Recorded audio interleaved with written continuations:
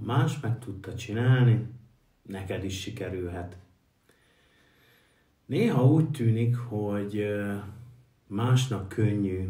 Én is a nulláról indultam, nem volt követőbázisom, nem volt pénzem hirdetésre, és az az igazság, hogy semmit nem tudtam az online világról.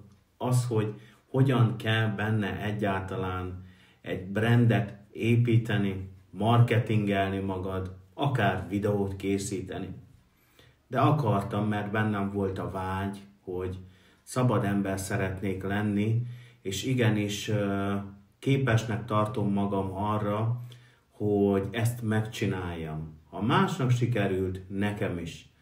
És találtam egy lehetőséget, amiben még jobban tudok fejlődni, és vállalkozásom is tud ebben fejlődni, amit most neked is ajánlanék, hogyha írsz egy üzenetet, és mondom a részleteket.